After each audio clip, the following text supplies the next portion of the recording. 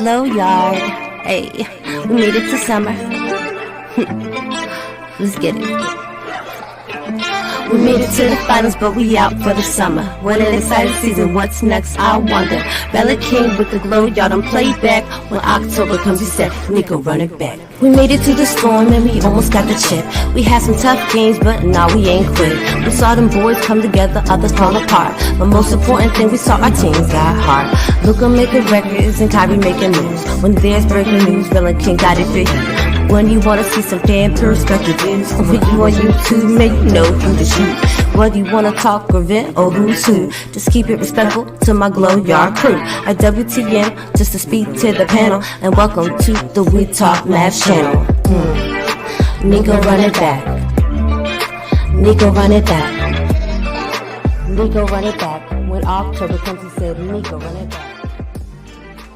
Yes, sir. YouTube, Glow Yard Gang, MFFLs, podcast listeners all over the worldwide globe.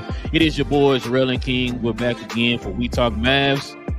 Where we talk Dallas Mavericks from a fan's perspective, man. Y'all already know how we do on this channel, man. We talk about all things involving the Dallas Mavericks.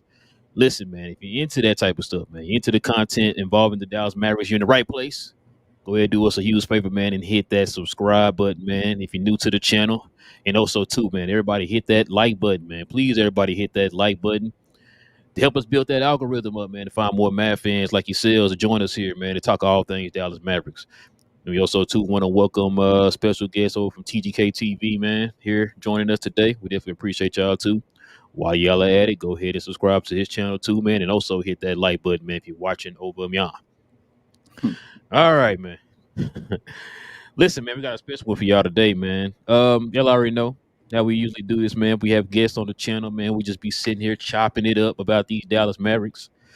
We talk about certain topics like he wanted to know when is the White Power to get another contract extension, stuff like that. So we definitely gonna talk about that type of stuff, man. He ready to get the jersey and all that good stuff. But listen, man.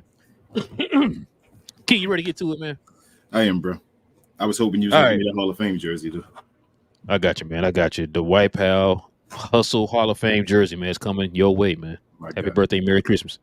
Listen, man. Let's get to it, man. But before we do that, man, we got to show some love to the sponsors of the channel, man.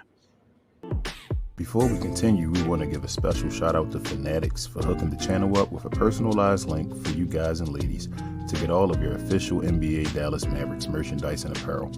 If you're interested in helping the channel at all, please scan the QR code on the screen or check out the link in the description. We appreciate all of the continued support, and big thanks go out to Fanatics once more for hooking us up over here at We Talk Mavs. Yes, sir. Ladies and gentlemen, y'all already know what to do.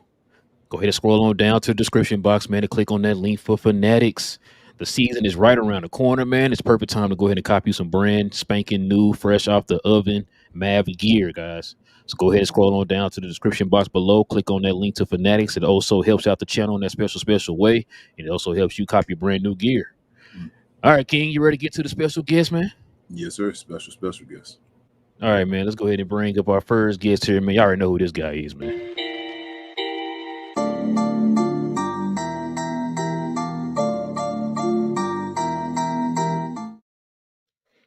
We don't know who this guy is. Wait, hold on. Who is this guy? Who is this guy, man? What? Oh, my bad, T.G.K. Hold on. Proceed. Oh. My bad. I had to use what? No, you're good. Like, what? I'm back on We Talk Mavs late at night. Like, this hasn't happened in, I don't know, a long time, but now it's possible, and here we are, man. Ready for another season. How y'all doing? Man, when the season comes with T.G.K, I'm ready, man. I know we begin in September, man. I'm just ready to get to the season, man. Yeah, I'm ready to go, man. Ready to go. Locked and loaded. Ready to go. Yes, sir. Listen, man.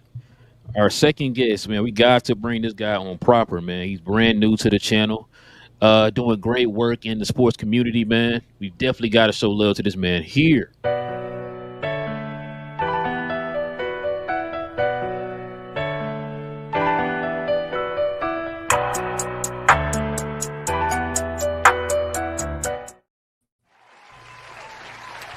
Listen, we got D.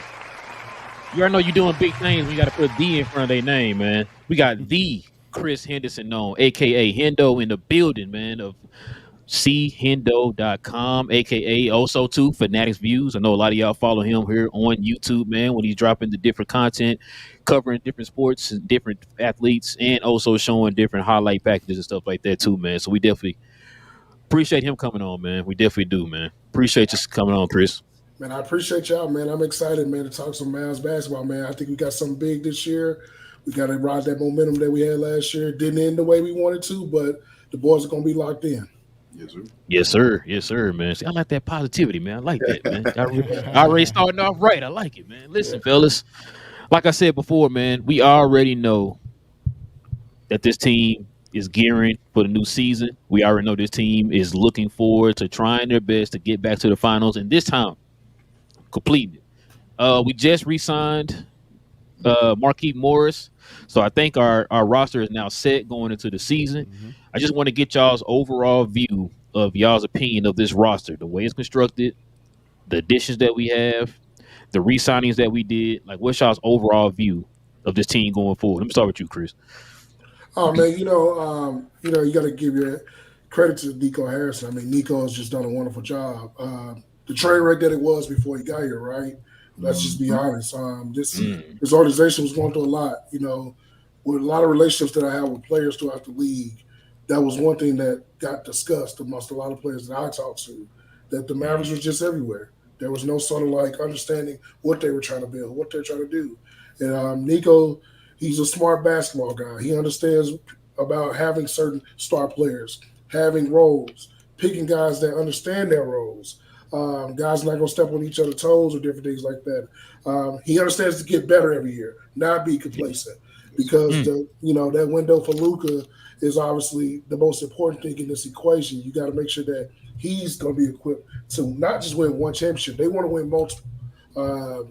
Bringing in guys like Kyrie, who at the time people thought was controversial, right? And Kyrie embraced the city. He embraced the culture and just players out the league, some of the best star players in the league. When I asked them about that first move, that Kyrie move, I felt like was a change. They all said Dallas did something that they had never done, that a lot of people thought they would never do.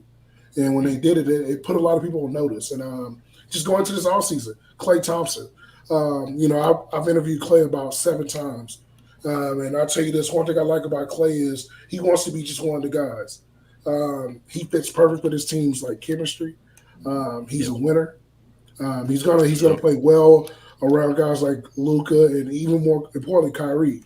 I got to give credit to Kyrie Irving on that because Kyrie's gonna get some guys that want to come here. For years as a Mavs fan, we love Dirk. Dirk is one of the greatest players ever. We've had Luka. We've had 2 generational type guys. But the question has always been, can they get guys to come to Dallas? It has always been as well. Do they actually care? Do they try? Well, Kyrie is one of them guys that the basketball culture loves. Players love Kyrie. So they got their guy that not only he can ball, but he can also recruit. And Klay was already in. I felt it last year. We were at SMU. And they were practicing, and I went to that practice when the Golden State came in town. And I asked Klay about this Mavs team, and he turned red and was ear to ear grinning like, "Yeah, man, this team they're almost there. They're missing a few things, and who knew that he would probably be one of the things that they were actually missing." But you still were able to keep P.J. Washington around, obviously. Najee Marshall, who I think is going to be the most underrated move I think the Mavs made. We're going to miss DJ, man. Derrick Jones was a guy that, he stepped up in his role in a big way. Congratulations to him for getting paid. But a guy like Najee, he's going to be hungry. He's a dog. He's going to want to do the dirty work. Some things get physical with certain guys. When you face a team like Boston, he's going to want to take on that matchup of guarding the Jaylen Brown, the Jason Tatums of the world. You still got your 2 bigs. And I think that, we all excited about Lively. But I'm going to tell you this right now, Dan Gafford is working his ass off this season. For what I've seen and what people I know that talk, he's been working his ass off, man. So you got to give him credit for this offseason, man. I think Jaden Hardy's going to take that next step. A lot of people are excited for that. Jason Kidd has made an emphasis of, being around these guys, conversations, talking to them. Make sure everybody's good. So when it's time to get to that training camp, everybody's going to be ready. This is a tight-knit bunch, man, and I'm excited, man, to see what they're going to do with this. I feel like, in a way, I know people are set on this roster. They brought back Marquise, which I think is very smart. He's a culture guy. But I do feel like if things get a little shaky, Nico's not going to just sit there and just say, hey, man, we're going to figure it out. He's going to pull that plug, man. He's one of those guys that understands that window and what you got to do to win. And like I said, since he's been here, conference finals, championships, that's the goal, get to the championship, not just get in the first round and lose every year. He's trying to find ways to get better. And, the idea is that now you need to compete with those big dogs. And he understands the West is going to get better. I think Jason understands that. Sweeney, all those guys out there, the coach said they understand that the West is going to get better, and they got to get better because that's something that I heard from myself, being at a WNBA game, that the number one focus was the coach staff needs to be better too. So we're going to see. Yeah. So hold on. So you telling me there's no powder being kept dry? That's what you're trying to tell me, Chris? Nah, man. Look, I don't want. Gotcha. Yeah, I don't want to harp on Dallas and anything like that, but we saw that, man. If you're a Mavs fan, and like including myself that covers this team so long, man, it was the same thing every year. The dry rumors, the dry dreams. It was tough for me as a guy that would just talk to these players, and they sound like they want to come here or they want to be here, but then nothing happened. It was like, well, no, I had to change of opinion. Or we wait 10 years later after the guys pretty much washed up. That's not the case anymore. Like I said, you got the ultimate wild card in Nico Harrison. He's not about playing those games, man. Like, if you want to be here, he's going to go get you. They're going to try their best. I think that he understands you got to give up something to get something.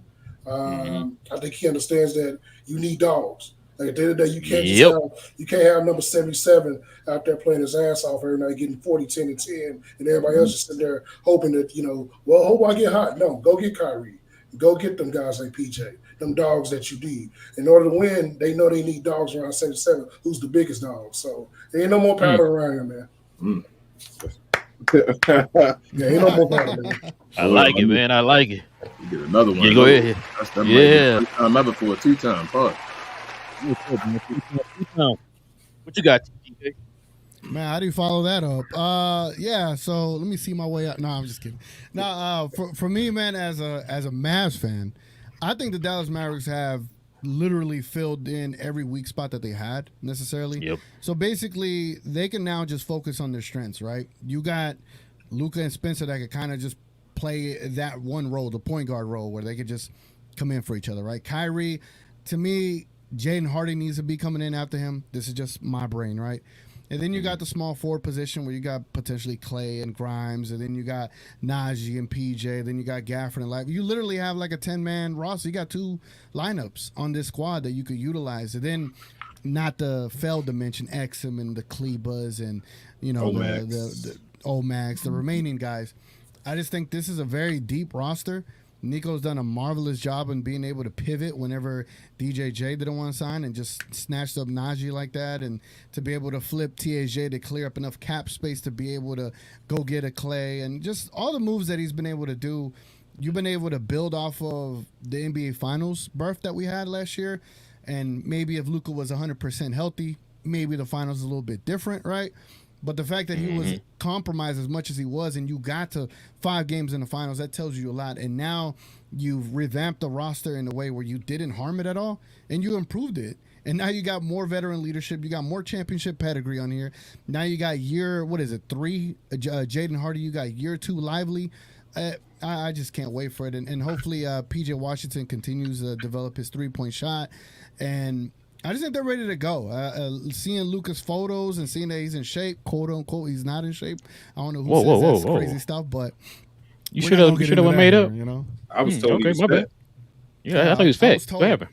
I don't know. Maybe not making the Olympics helped him in losing the finals. So having an actual off season. Gotcha. Okay. Yeah. Off season, about to get paid, $60-70 million. You think he'd anyway, but the Mavericks, I think they finally have a roster where you're looking at it like, dang, they could rip off 60 wins this year potentially. So I'm just excited to see what they're gonna do. They should come out the gates firing. Looking at the schedule, they should get off to a hot start, and it's just up to them to maintain that. Because as you saw, we had a 5th seed last year. We were on the road for the majority of the time, and yes, we were good enough to win these series. But imagine if you start at home, you get a leg up, you're able to end these series in 4 games, 5 games, and you're able to save the legs of a Kyrie, of a Luka, and then you could go all in when it comes to the finals and not have the issues that we had last year. Again, you got better shooting, better chemistry. You got more buy-in with Jason Kidd. I think we all have some confidence in him now moving forward. And I'm just excited, man. This is one of the most highly anticipated seasons that I can remember in quite some time. Obviously, coming off the Western Conference Finals a couple of years ago. But when you think about the 06 team and losing the way we lost and then going into 07, you think about 03 and 04, like, we're there. Right now, we're there. They have this window, and they need to capitalize and get the job done. What you got, King? What's on your mind? Not much. I'll guess I'll ask them today. They basically held it down. I don't got anything other than in Nico we trust. That's the motto on the show. So in Nico we trust. He does what he does. We get a healthy Luka back that's in shape. That's like another player. And now we have the most reliable, wide open corner 3-point shooter probably ever beside Luka Doncic. There's no more, hey, that guy's wide open. What is he going to do? That guy's wide open. He's Klay Thompson. So with that all being said, not having to touch the defense, I actually think we got better defensively when you actually have all the pieces that we got. But I think we're better defensively and offensively. And as I said many times before, I think this may be the best team I've ever seen the Dallas Mavericks have in general. And, it's just up to Jason Kidd and the team to get it done, man, and stay healthy, knock on wood. But I'm ready. Yeah, I agree with y'all, man. I agree with everything y'all said. Like I said, I'm so ready for the season, bro. I've like T.G.K said, I've never been so ready for a season. I think the closest, I told King this before, I think the closest I've probably been ready for a season is the 06, 07 year, right after we lost to the Heat in the final. That's probably the only time I could think of where I was like, yo, I'm ready to just get this season started, bro. Let's try to get back there. I agree, King. I think this is, because I was sitting there when y'all say that type of stuff, I be trying to think off the top of my head, like, what's the most talented team we had? I always say that maybe that 06 because I always talk about how we were like too deep. Like, we were like deep at every position. We had 2 at every position, 2 point guards, 2 shooting guards, 2 small forwards. Of course, Dirk was Dirk, and then you had 2 centers or whatever with Dampier and Sagana Job. Maybe the 03 team that should have went to the finals when Dirk got hurt. Those are probably the 3 teams I can think of that were like probably the most talented team that we've ever had. I mean, even the 07 was talented. We just ran to that one team, we just couldn't get past. One team. Yeah, that one team. But like you said, y'all, look, y'all brought up Najee Marshall, man. When we talked about it on the show, I didn't think we were gonna be able to get Najee Marshall. When we found out Nico pulled that off, man, I would listen. It's always been a Nico we trust over here with us. But the thing is, man, look, I think I've got to the point now. I told King this. I don't care what Nico do no more. To me, Nico could do no wrong anymore, bro. Like, whatever you decide to do, Nico, I'm all for it, bro. Like I said, Nico can decide to use this mouse right here and put it at point guard. If that's what you want to do, Nico, I'm here for you, man. Whatever you decide to do, man. Because this dude has constantly shown, like Chris has said, man, he's constantly shown he's coming here. He's changed the trajectory of the team. He's changed the identity of this team. He's shown we're now a destination now, y'all. You understand that? The way that we took those 2 players, that the most infamous team of all time, the LA Lakers, who we always hear they can get anybody they want. They always can. All the free agents want to go there. We end up taking 2 key players that the Lakers wanted, and it ended up coming to Dallas. We've never had that before. We were always second fiddle to the Lakers or whoever else, right?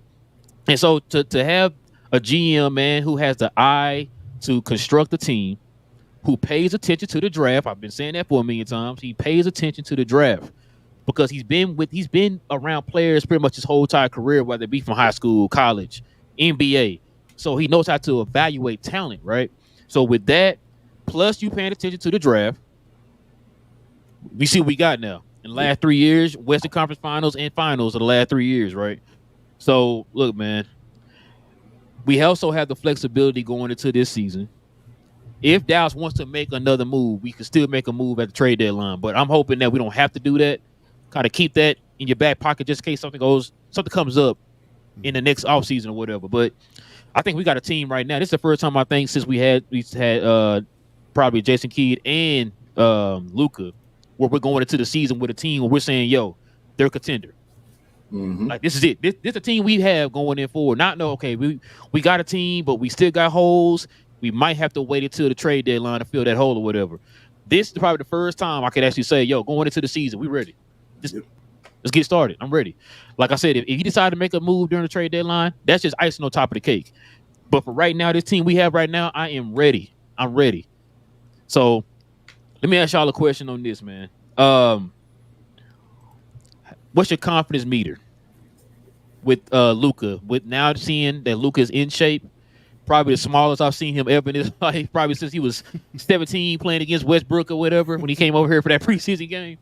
What's y'all's confidence meter for Luka maybe being in MVP form and maybe finally getting the MVP this year? Because I think right now, well, a lot of people got Shea as the favorite, but we'll see how that goes.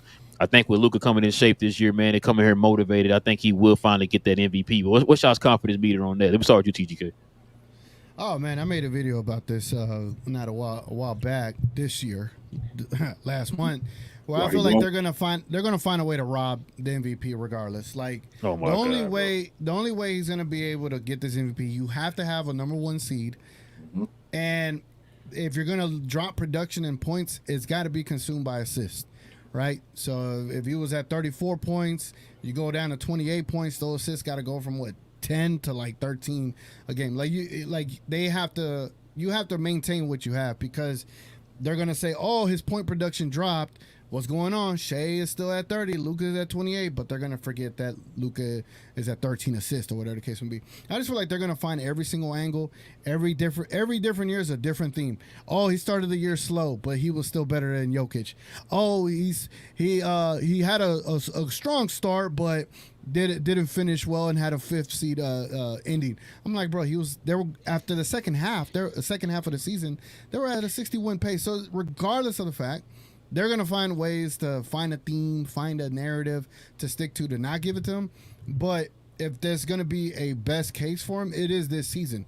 You have the best team that you've ever surrounded him with. You get a top seed. They don't have any more excuses to give.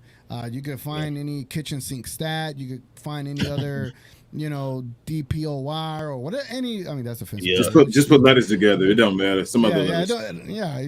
What about the ABCD set? Yeah, the USB 3.0. I don't know. Whatever they're going to find, they're going to find it, and they're going to look for it.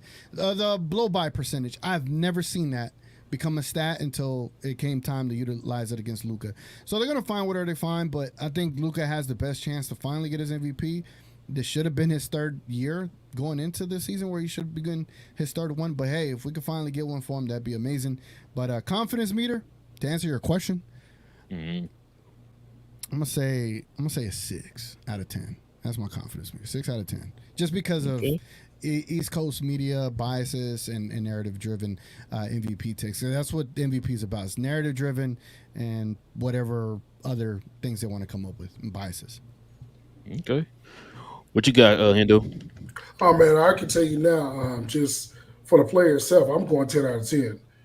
You asked these dudes around the league, and I never forget, before he got drafted, I did a podcast with Kevin Durant. I said, what do you think about this kid from I said the wrong country. I was like, Serbia. He was like, Romania.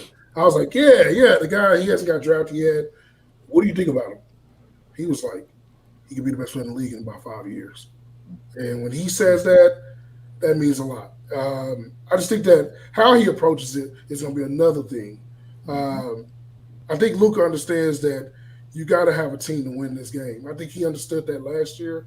I think he's going to understand that even more, because you're going to have guys like Clay in this year, Kyrie, who's the ultimate perfect robbing guy. He understands. He's going to elevate that. I think Luka's going to understand his pace as well, where he's not burned out at the end of the year, and then he's trying to get the playoffs. He's burned out, but he's still effective. It just comes down to what the media perception is, and unfortunately, one thing about Luka, he's either liked or he's not liked, and a lot of it has to do with just different media biases when it comes to why he doesn't like to answer questions to their liking, or they say they're complaining. I just think it's a bunch of bull crap. At the end of the day, this guy's been one of the best players in the world. He's done everything possible, being at the age of, I think, 25 now. He's done so much. All-NBA first teams. There's guys that they can't even say they even got one All-NBA first team that are certified Hall of Famers. So this kid he's still growing. He has the right people around him, but I do think that he's not going to be focused on that. And one thing I can say about Luka in the time that I've covered this team, talked to him, he's a sore loser.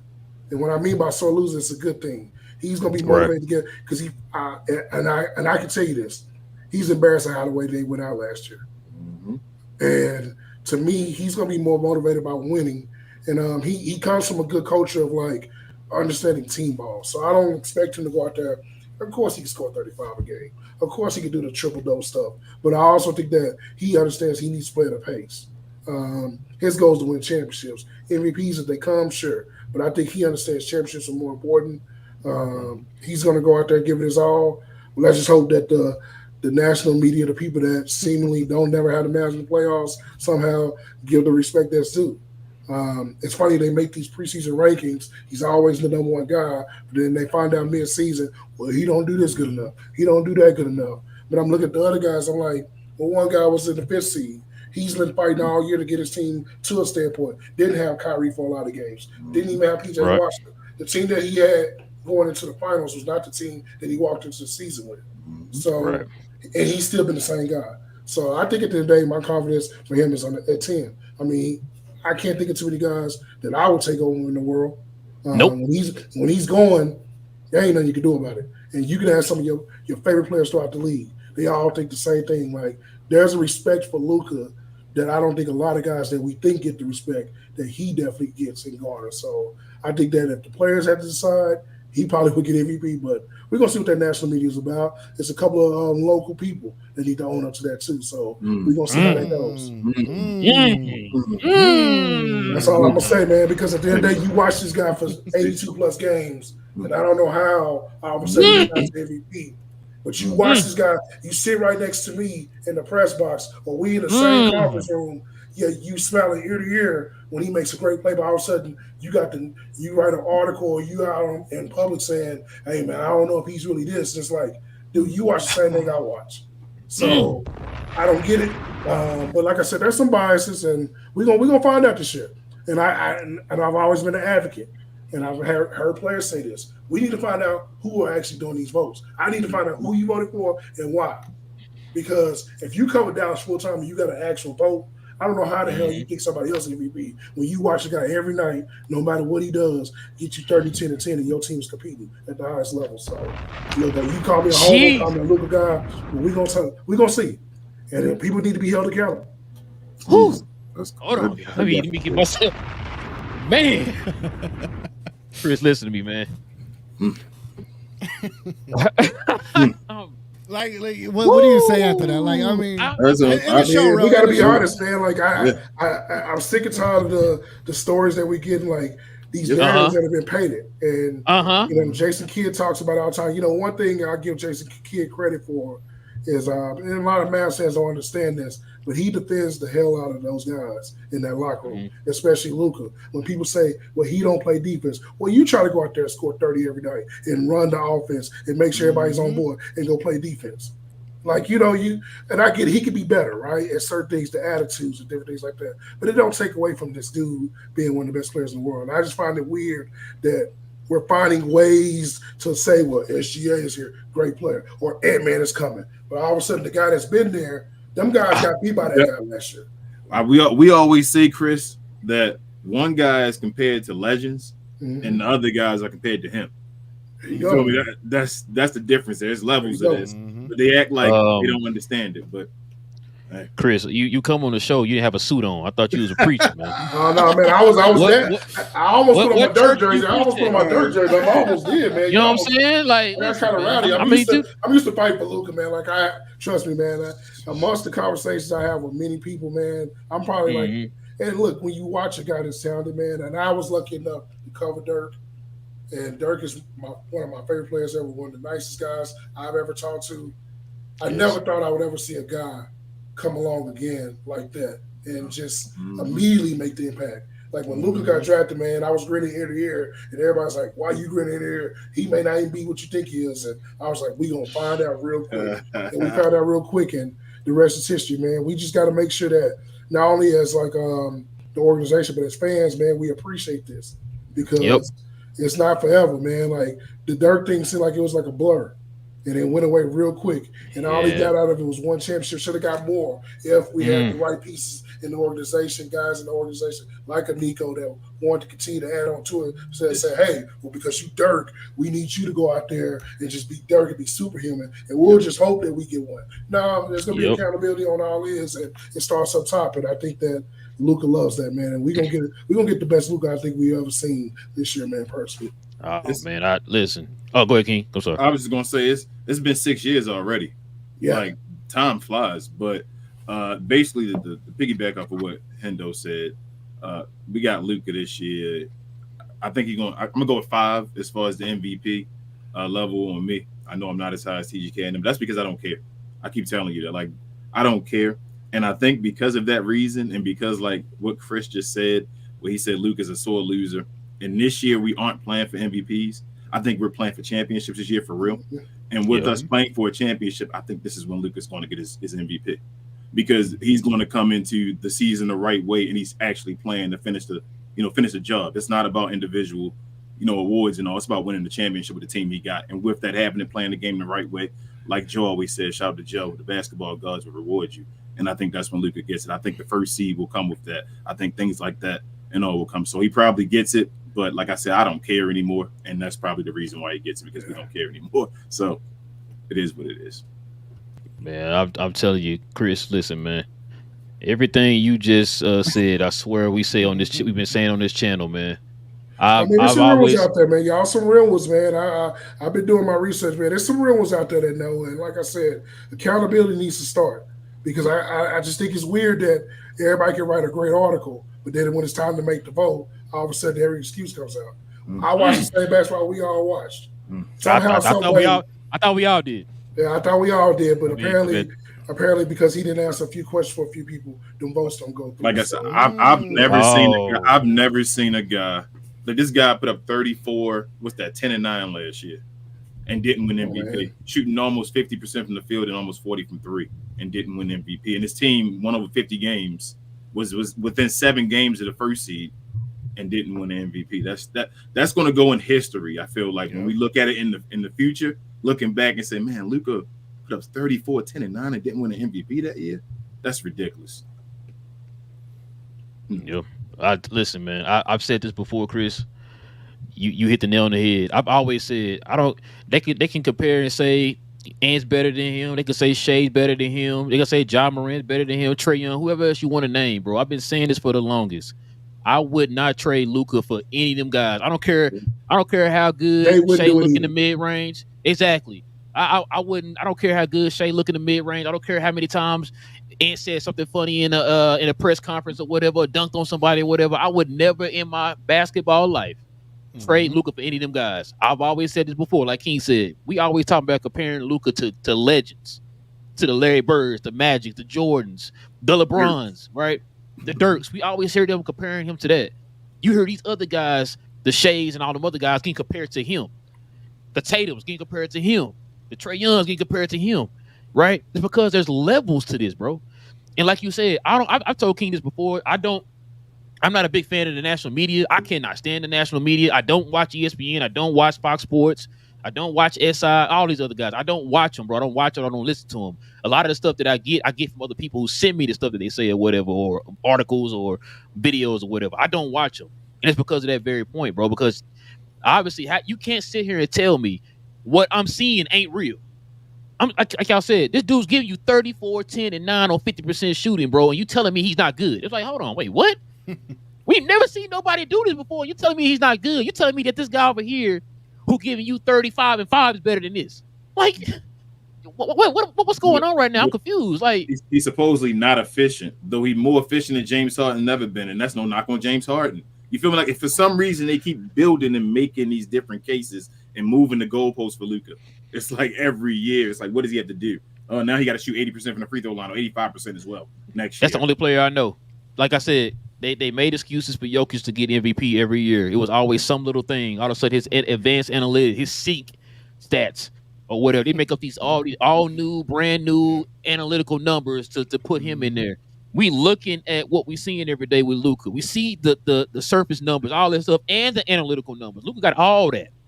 And Yeah, yet they constantly keep making excuses for him not to win the MVP. it's a jealousy factor, man. And I'm gonna be honest, man. Like I said, the conversations I have with some of the OGs that have played before, I go head to head with them all the time about this.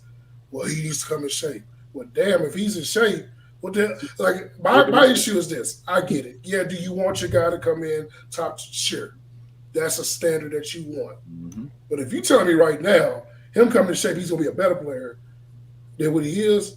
My God, Yeah. well, what more can he possibly do at this point besides, not get tired all the time or look like you're whining all the time? But I just think that at the end of the day, man, like when you're a quote unquote prodigy or just one of those guys that is labeled the next guy, I think basketball fans, we don't realize what we see a lot of times. And when it's not there anymore, we're going to go back and say, man, because I felt like the same way with Dirk. Dirk is very underappreciated.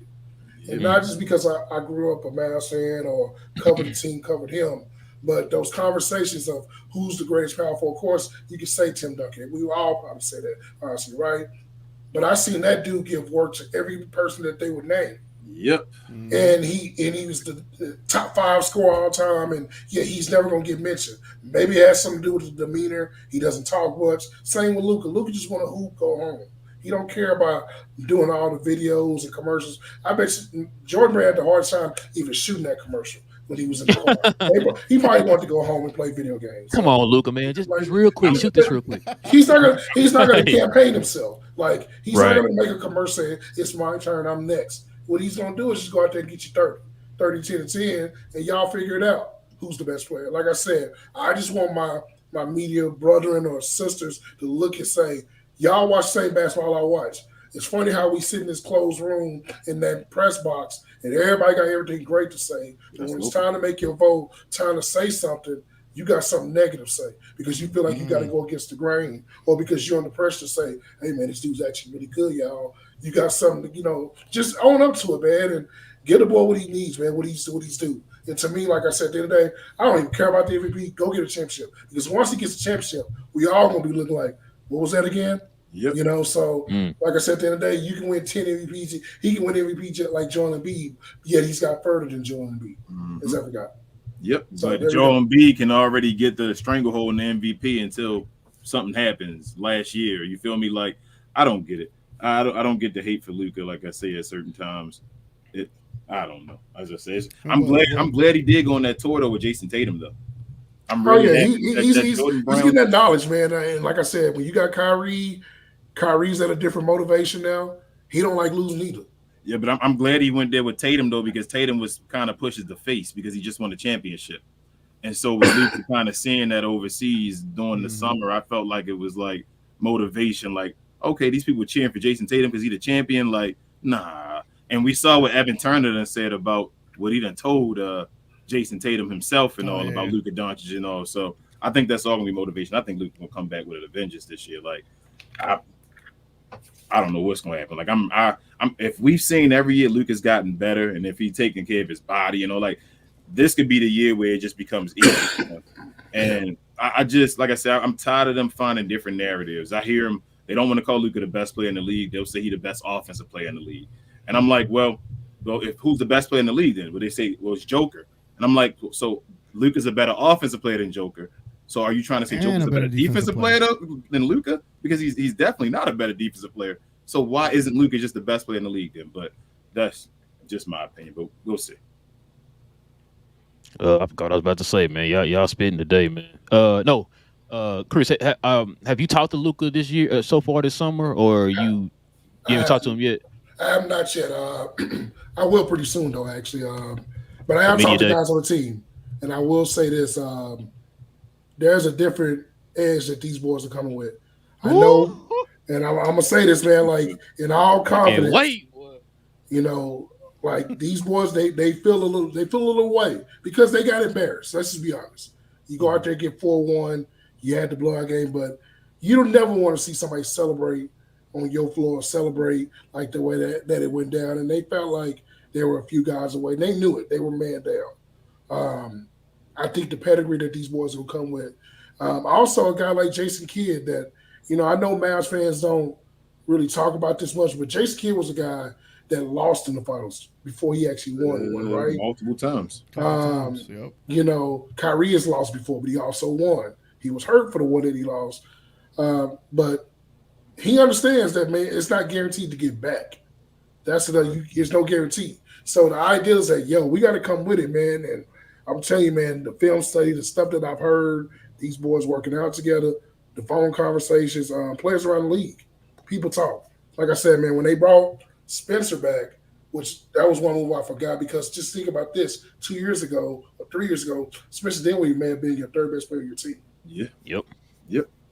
Now he's literally just going to be one of the guys. Yep. And to me, when you are able to flip that in that scenario, that's insane. But like I said, Najee, he's ready.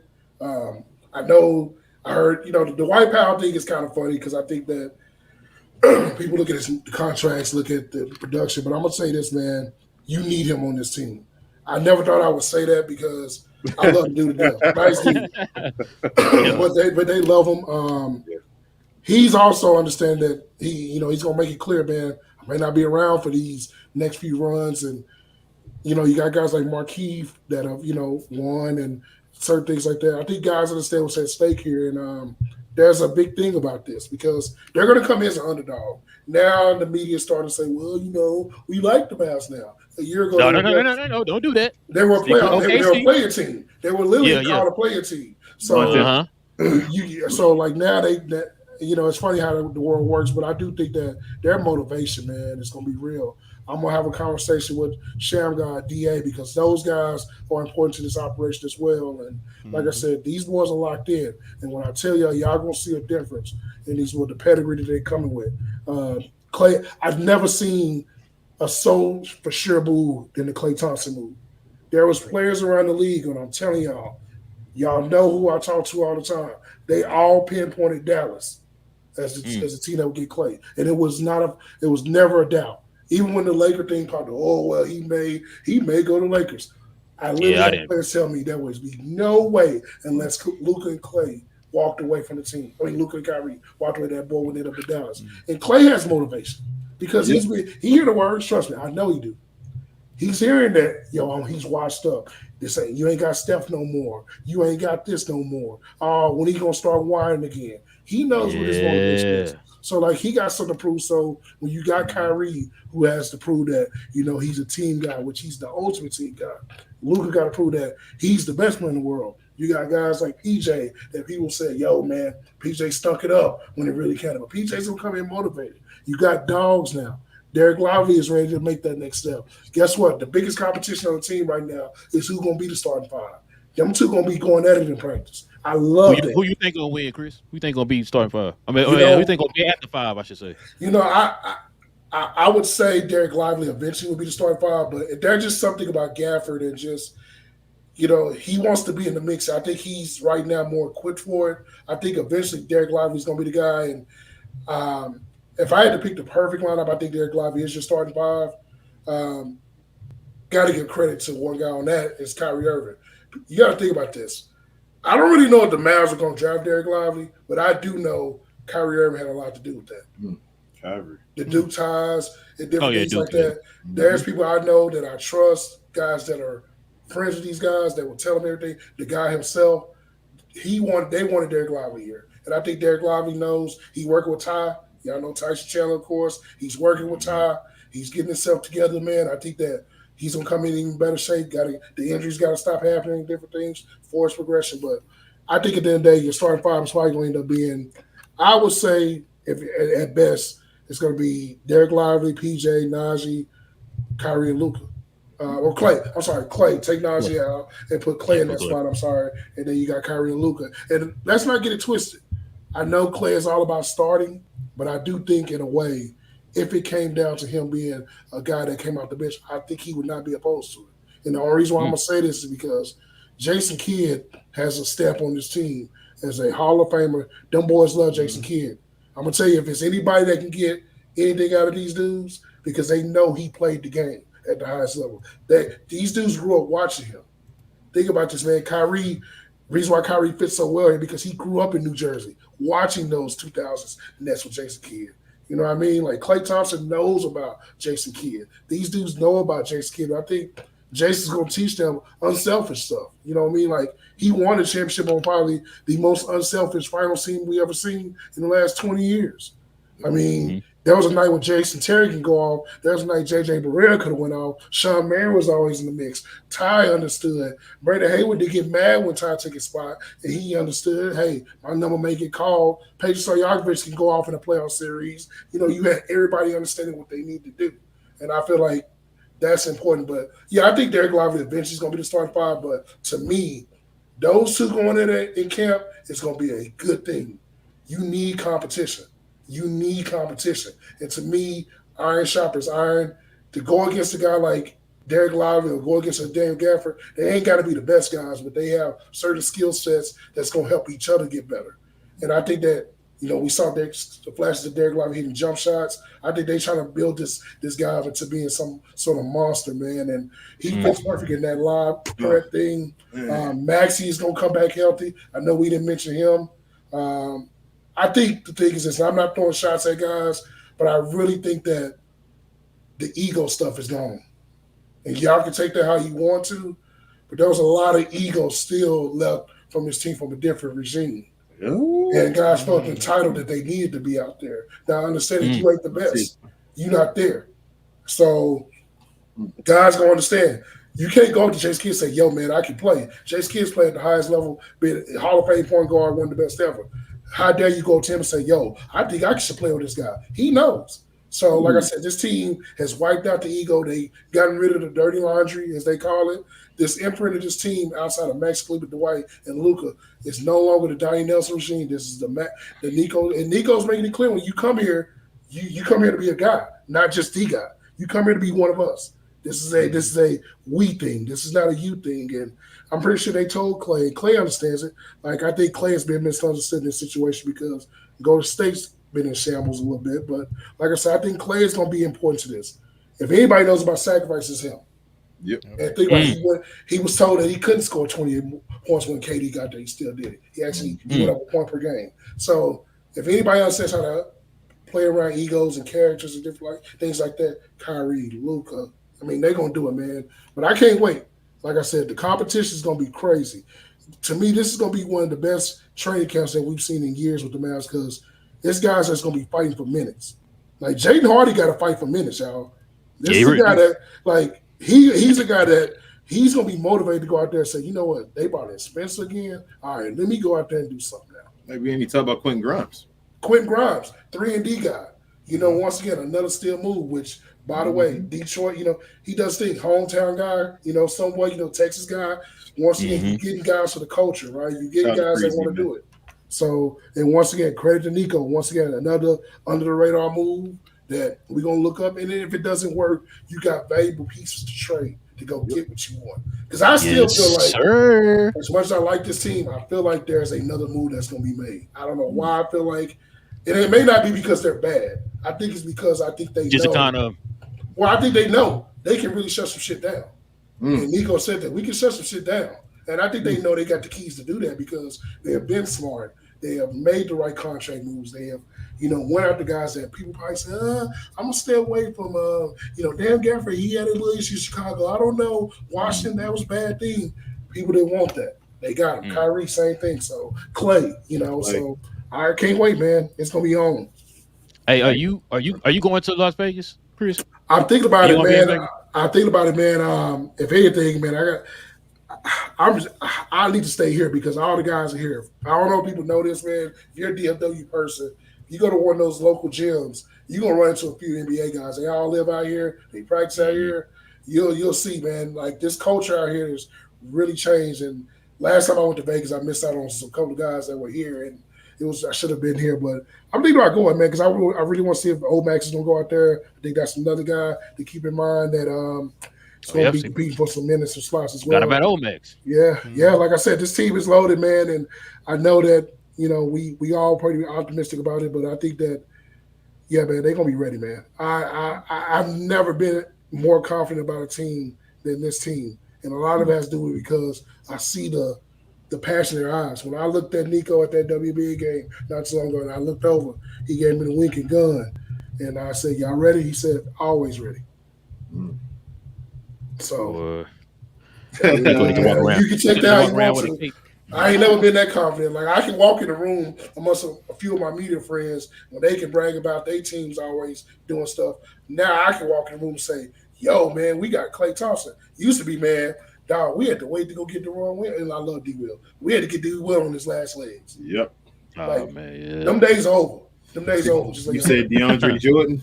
Oh, my God, man. DeAndre, man, like we should have had him. And, I mean, just different. We went from, like, guys getting locked out of a room to now all of a sudden, well, who else could they get? Like, think about that, man. We went from having guys getting locked in a room. We went from not even know who the franchise guy was to knowing the franchise guy, also knowing he got his Robin. And guess what? His Robin is probably going to be more impactful at getting guys to come here because they love him. Nico's not a dummy, man. He knows that you get Kyrie, you get not only a great basketball player, you're getting a motivator. You're getting the guy that guys want to play. Like, I don't know anybody in the NBA. I'm going to be honest with y'all. I don't know a player that I've ever met that has anything bad to say about Kyrie. So I was told you got that, man. He's the mouthpiece of everything that you want. So Luka ain't got to be out there on the plane ride. Well, it's a disaster. So Kyrie can make all the business moves and stuff and get guys to want to come here. And like I said, Nico knows that. And I'm telling y'all, man, get ready. Barring any sort of catastrophic injuries, knock on wood, it doesn't happen. This team is a different wire. I think they wired different. They got embarrassed, y'all. I felt it. I felt it at the last day. Like, it didn't sit right with them how they went out because they felt like that was because now people said it was the worst finals because of how it went down, the blowouts. They were outmatched. They felt like, and I think about Luka. He does everything to average 30, 10, and 10. Don't even, no consideration for finals MVP. And he's looking over a guy that is maybe the second best player on their team gets it. And he's looking over like, yo, man, I need that. And they don't come forward. We may have a rematch, man. And I think Luka wants I hope so. I'm crossing my fingers. I hope so. Yeah. I'm ready for Boston. But Boston T.G.K. Is it a joke? Al Horford didn't retire, did he? That was a joke, wasn't it? I think he did retire. He really did retire? Wait, are you retired? So they don't have KP or Al Horford? I think he retired. That's what I said. So Boston, he's played 17 years, so I'd be shocked if he did come back. I don't think he has anything to play for. Oh, so Boston doesn't have a center anymore. Hey, man. Figure it out. For you. Wait a minute. So he really did retire? I'm gonna say yes because we haven't heard it, but I mean the thing is, like, 17 years, he got his championship. What does he have to play for besides repeat? You're right. He don't have nothing to play for. But if he retired, the Celtics are in trouble. Bro, I didn't get in the I saw the things on like Twitter, but you know how Twitter is as far as stuff is. I think that would have been like a breaking news type thing if that really happened. If he really retired, I'm just saying, like, he could come back. But, I mean, that may be an advantage for the Mavs if he came back. I personally think, but we'll see. Full-time center and KP don't come back until like January. I'm cool. I'm game. KP may not be back, man. That's a serious injury. They don't even know the injury really. Bro, he got an injury. Like I said, not a lot of people in the history of sports and basketball has had, bro. So, T.G.K, you got anything you want to add, man, or ask Chris? Oh man, I'm worried just being like, hey, I'm ready to get this season going, man. I'm ready to run through a Chris wall. got me hyped, bro. I ain't gonna lie, bro. I'm like, yo, I can't. I'm ready to run through a wall to get these shows started, to watch my Mavs kick some ass, That's what I'm excited for, man. I'm excited for the fans, man. Y'all deserve this, man, because, y'all been through hell as fans. Not knowing what the organization's going, being a person that covered this team, still covered this team, obviously, and seeing how the issues that we had non-basketball really mess up how we felt as fans and even people who cover the team. The untrust, like not knowing what the hell's going on in this organization. It was very gloomy for a minute there, man.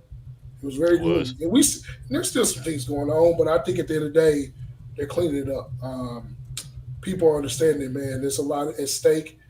This is a generational talent that we got, and we gotta we gotta support him. We gotta get him going, man. So I'm excited, man. I think if you're a Mavs fan, you should be excited. This is the first time, Chris, in my I told King this before. This is the first time I've been a Mavs fan my whole life.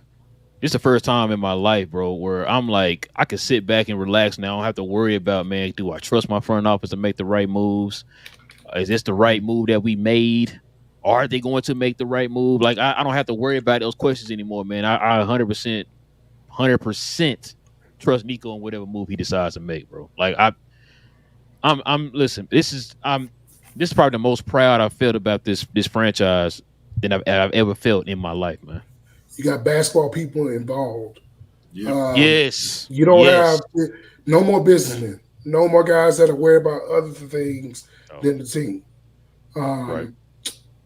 The allure is like you have this great city, you got this guy, you got everything that you need. You can't get people to come here. And the thing is this, you need somebody that can campaign that. The jokes on Nico, the shoe salesman thing, we can laugh about it, but I felt the way about that because people didn't research him. People didn't know him. I remember the day before they hired him, I went on Twitter, I said, if this guy gets the job, we're going to be looking up years from now, we all going to have to apologize because he's a former basketball player. He builds relationships. He understands relationships. I'm telling y'all, man, I get tagged in photos all the time of fans at the game. I'm on the floor before the game. Nico's talking to the other team's best player, Anthony Davis, LeBron. They all going up to him, giving him hugs. They love him. They know. And to me, when you got that, I'm not saying Donnie Nelson went like that, but I ain't never seen that. I'm going to be honest. I've been around there since 2009. I ain't seen none of that with Donnie. And I'm not saying Donnie wasn't doing his job, but there's a standard now where you got to get these guys trust. Yep. And, you know, his relationships, what he did for Kobe, who every person reveres in this world, you know, basketball world, Nico's that guy, man. And like I said, we should be thankful, man. I think as Mavs fans to have a guy that took the job because at the end of the day, he could have went anywhere else. Yeah. I'm going to be honest with you. Really good. I would have never came this train wreck that it was. Yeah, I get Luka, but man, look what y'all did. Y'all wanted everything. And he took the criticism early because he was trying to figure out what was going on. And we had a rough draft. You know, like I said, love Josh Green, but I was at TCU one time and Nico Harrison was there. He wasn't even a GM of the team. He was there watching Desmond Bain. I only imagine he drafts Desmond Bain if he's a GM of the team. I think he would have. I really think he would have. Tyrese Maxey. So he got an eye for talent. And he's a hooper. That's the number one thing. He's a hooper. He's a guy that know how to put the ball in the bucket himself, played at the highest level. You know, D1, D2. He got respect from everybody. And he's a young guy. So he understands culture. He understands you gotta cater to your guys. Nobody's bigger than each other, but he understands that low. We got Luka, man. We need to make sure we do right by Luka. Yes, man. Hey, King, you want to get some of these questions and comments, man? We can take a look. Let's see. You want first to get to the partner? Yes, sir. Let's get to our partner of our channel here real quick, man. It's Playback.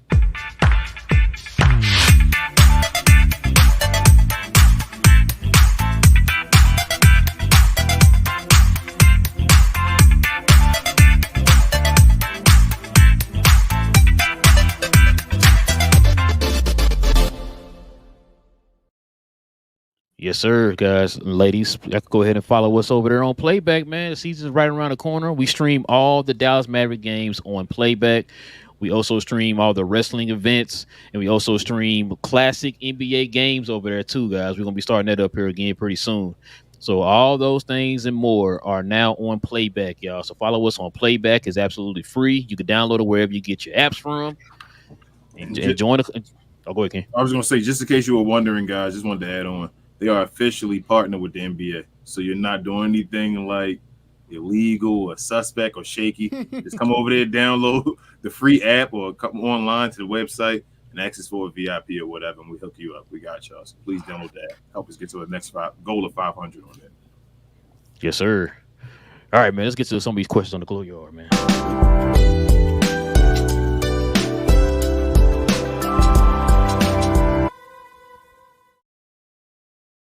All right, ladies and gentlemen. We're gonna get to a few of y'all's questions here, man. I see everybody's kind of excited about the show today. We're gonna take on the super chats first. So if any super chats come in, y'all, we will address those first. But if you guys have any questions addressing Chris or T.G.K. or any of us here on the panel, here's what that WTM in front of your question or your comment, guys. So that way we know you're addressing us. All we ask y'all to do is be respectful in the comment section, man. That's all we ask. All right, man. Let's see. We got one super chat here. We got Coy with the $4.99 dono. He's a Glow Yard member. He just said, "Much love, guys. I'm happy to see the guys working hard in the off season. Can't wait for the season to start." Yes, sir, man. I think we all can't wait, man. Appreciate you. I definitely can't wait. Appreciate you, though, Coy. Latte is a Glow Yard member. He says, "What's up? What up, Latte? What up? What up?" Gogu. He says, "Yao. We talk Mavs. T.G.K. TV. Hey, Yes, sir. Yes, sir. let's see. What up, Eric? He says, what up, guys? I don't know why I saw like James Earl Jones, rest in peace. But he says, what up, guys? What up, Eric? Your thoughts on Klay coming off the bench like Vinny Johnson and the staggered Luka Kyrie minutes and us starting Najee to set a defensive tone for the game?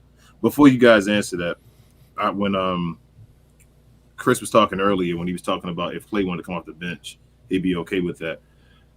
In a perfect world, when I thought about the team, I thought about guys taking other guys' positions. So I thought about it like Najee taking DJJ's role, Quentin Grimes taking Josh Green's role, and then Klay Thompson taking Tim Hardaway Jr.'s role. And actually doing that, he busy man. But as far as taking care of that, so if that was to happen, I think that lineup would be perfectly fine. And like he said, if Klay Thompson's okay with that and his ego, it's fine. I think he just wants to win a fifth ring before Steph and Draymond. If that's the case, I think the team is prepared either way. Like, we're gonna do a little tinkering with the roster. You know how Jason Kidd does things, but we'll be ready at some point. But you guys definitely can answer the question. I'm sorry. Like I said, I think I think he understands that not only he's here to be a starter, but he understands that he has to compete too. And there's gonna be times where he's not gonna be on. He's not going to be shooting well. He may be slow defensively. They may have to go to Najee and some of those Quentin Grimes guys to start, and he comes off the bench. Look, Klay gonna get his points. Like, Klay can shoot. I think he understands that roles do matter. I think a lot of that Golden State chatter was just something to talk about. But I'm sure, man, like, if anybody can get him to do it, Jason Kidd can. I'm pretty sure he's talked with his father, who was a great role player on some of those Laker teams. Understand that if you're trying to win championships, you got to sacrifice. I think Klay understands that, and I think he'll do better by team because he does not want to be the guy that comes here and then all of a sudden he's the problem.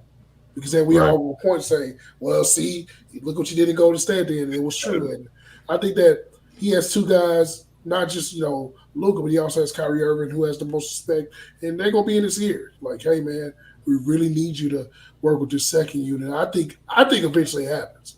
I think it's going to be better for the Mavs. I think he's going to realize that, and it's going to prolong his career. And I think that it sounds great that Klay Thompson can add a 6 Man of the Year award to his name. He's 31, man. Number 31. We got some great 31s that were 6 Man of the Year. Yes, sir. Yeah. What you think, T.G.K.? I'm sorry. Yeah, no, for me, I think it is best for him to start. And I look at it from this perspective that when you could get off to a hot start against your opponent and say you're, Klay is hitting a wide open three, Kyrie's hitting a wide open three, or you get the pick and roll into where they can't help on the weak side against your Lively, whatever the case may be, you're going to give yourself an edge offensively, and maybe you could get up 10 points, 12 points against any of these teams before Klay has to go to the bench, right? Then when Klay goes to the bench, here comes your defensive army, right?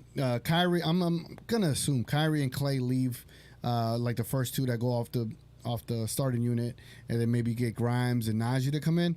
Whatever the case may be, then you could just play Luka-centric ball even more than Luka-centric ball is, right? So then it's just a bunch of defensive wings that can shoot threes and pick and roll with Luka. And then you could really suffocate teams that way. So I don't see like the whole Klay starting, not starting. I don't think it matters because I don't think he's going to get like 34, 35 minutes a game. I think he's going to be anywhere between 26 and 28. And with that mindset is like, well, Najee's going to eat. Grimes, if he pans out, he's going to eat. Like these, everyone's going to get minutes distributed to them if they're able to contribute to the team. So, I think it's kind of irrelevant whether he starts or not. But I think it is good for him to start to get the Mavericks off to a hot start against any team. And when you can get off to a hot start, teams start panicking, teams start having to adjust, they start pressing on their offensive game plan, and then you already got them where you want them, and then you're bringing these defensive guys, and you just keep that ball rolling. So I just think the Mavericks can mastermind this if they utilize all their players correctly. And again, Jason Kidd is still going to be the X factor, as I always say, every single year. All right. Kareem's a Glow Yard member. He says, "Sup, y'all? Your biggest fan is here. Appreciate you, Kareem." What up, Kareem? Larry from the Dixon Way. Make sure y'all follow him for all the Atlanta Hawks and just knowledge of sports. What up, Larry? Like button smash. Have a great stream. Appreciate you, Larry. Appreciate you, Larry, man. Appreciate you. Richard's a Glow Yard member. This is to you, Chris. He said, "Who gets more points and rebounds? Layup line, Maxey, miss a lot, or Super Dwight, or Super Dwight's face?"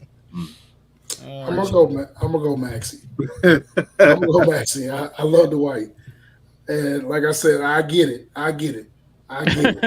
Every year we hope, or not we, because I love the guy, but I know Mavs says every year. One thing for sure about the Mavs, Dwight Powell got a roster spot. Number 7 will be in the building, but I'll go Maxey. I see Kirk in the house. Appreciate you, Kirk. He said, "Hey, gents, can't stay. Wanted to say hi." Make sure you check out Kirk as well, man. On this What up, Kirk? Pod Maverick. Pod Maverick. Gina Kim, Glow Yard member. She has the key to the Matrix for the slow mode for some reason. But she says, "Hey, fellas, what up, Gina Kim? Can't wait for the season to start. I'm confident we'll get off to a great start and stay in the top 3 seed next year. Let's hope." I do. I think that too, man. I really do feel like we're gonna be a top 3 seed. I really think we can be number 1. Gina Kim says, "My confidence meter is at an 8.5. I'm ready and excited, but still a little nervous in a good way, though." Butterflies. I like it, Gina Kim. You're anxious. You're anxious. No genuine.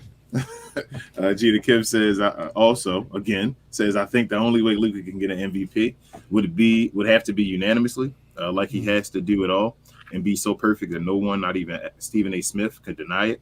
And a number 1 seed, he has to gain respect." I feel like once he starts, I keep saying, once Luka wins a championship, it's a wrap. Like this is the point where the league is trying to do stuff like get yours now. That's how I feel like it is, because once Luka gets his, it's a wrap. That's why I really wanted him to win this past season. It's unfortunate. It feels like Tim Bontemps has such a grip hold on this MVP voter, because he does like the early season MVP votes in the mid the mid tier or the poll straw. The poll straw mid season, and then at the end. And the way he talks about how it's voted is like, well, everyone sees it his way as well, because he has all these connections. So I don't know. We need to outlaw Tim Bontemps from having so much influence on this MVP vote, and also any of these other national East Coast media pundits. I blame the East Coast media pundits as to why Luka don't get this opportunity, because I think they look at it like Jokic already got some. All right, who else can we give it to? Like, we don't want to give it to Luka. And I think there's a lot of levels to why they don't. Whether he complains to players, whether he quote unquote doesn't play defense, whether he's out of it's just so many things they come up with. But I'm like, y'all don't come up with that for Jokic when he had to play an 8 seed in the finals. Like, if the Mavericks did, we'd be champions, right? So it's funny. It's funny, but I just wanted to throw that out there. I told y'all I don't think Joker's beaten the 50-win team yet. Luka beat 3 of them in his past playoff run. Right. So. And coaches of the years. Yeah. Number 1 seed. And 60-win teams. You're going to be the 60-win team, too. And they sacrificed this Luka season to make up for the mistake they did last season to give Jokic his MVP. Like, it's bogus. It's BS. It's BS. Bro, they were going to that whole Luka nonsense. They were trying to say the Mavericks had an easy path. And I'm like, they beat they played 4 of the 5 best teams in the NBA. Is that right? And the funny part about it is we had an easy path, but they picked us to lose all those series. Yeah, like the only team we didn't play in the top 5 was Denver. So we beat them. It's like, they weren't that good. Wait, what? Yeah. They were picking Minnesota to win it all. We beat Minnesota. You know what? Nah, they weren't ready. Y'all didn't beat nobody. OKC number 1 seed. They were ready for us. No, they were just young. They weren't ready either. Wait, what? Y'all picked them to beat us though. Oh, if Denver would have got past and played us, they would have swept the floor with us. You feel me? Like Kawhi was healthy, you know. Yep, Kawhi was healthy. It would have been this and this. It is what it is. Maybe if Luka was healthy, like T.G.K said earlier. Yeah, if he was. We forget about that, huh? Gina Kim also the whole time too. Gina Kim also said, "Say it louder for the people in the back, Chris." Oh man, you know, like I said, man, I'm gonna hold people accountable. I said I've been real quiet about it, but it's time for some people to have to say some stuff, man, because I don't know how y'all sit in the same room as me, and the conversation is totally different. But then when it's time to vote, all of a sudden you just had this. It's almost like somebody told you, "Yo, you better not do that vote." That's taken away from me. That's local, bro. No. Listen. I've said this a million times, Chris. I told King this a million times. Matter of fact, I think T.G.K was on the show. We talked about this. I said, listen, I grew up in this media. I'm born and raised from Dallas. And a lot of the stuff that I see don't sit right with me from our local media. I've been saying this for the longest. We always nitpick about the national media, but yet we're getting that same type of energy from the people in the local media. Yep. It's just funny that we have a local media guy on the channel with us right now, and he's calling it out too. So that just goes to show you that we're not crazy. I mean, it's kind of obvious, and it's very obvious. Take away your personal. Like I said, because he don't want to give you a 5-minute interview, don't mean that he ain't the best player. I want to see if we get a paragraph comment today, bro. It's that I'm trying to keep my integrity to the masses outside of Dallas. Don't want to show a bias, but everybody else shows bias to their guys. Like, why do we have to be different when you have a legit argument that Luka is an MVP? But no, I gotta keep my credibility. And bro, it's a legitimate argument that Luka was MVP. Like, you don't have to pander to anybody else. You know. I'll ask you this, Chris: is anyone that you know, or any one of the guys that do local media, are they actual Maverick fans? It seems like a lot of them aren't Maverick fans. I don't think they are. You know, it's tough being a fan of a team and letting it be known because it's a two-way street with that. Yeah. Because then they kill you because you're too nice to the players. You're not asked the hard questions. I know for the national guys it's rough because they kind of have to play the both sides theory. And like I said, Luka's not a guy that a lot of guys like. I'm gonna say the local guys don't ask the right questions, even when they're not fans. The problem is this, because I think there's a discourse between Luka and those guys because we've seen the press conferences, y'all. Yeah, I ain't gotta say the names. Well, you don't. But y'all know, y'all see the same thing I see. I'm sitting right there in the press conference, and it goes left every time. And you know, people got feelings and egos because when Luka calls out somebody. Everybody go to social media and say, at blank, blank, blank, at blank, blank, blank. See, this is why we don't like you because look what you did. You got Luka hating everybody or this. And like I said, players talk. Trust me, man.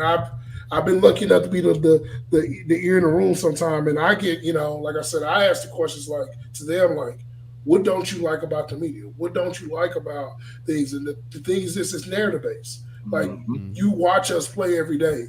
You can't say you saw that. And, you know, I feel like a lot of times you got to sell a story. Unfortunately, Luka's going to be one of those guys, man. He's not going to cater to like a lot of the bullshit, the narratives and stuff. Actually, I don't think he personally cares.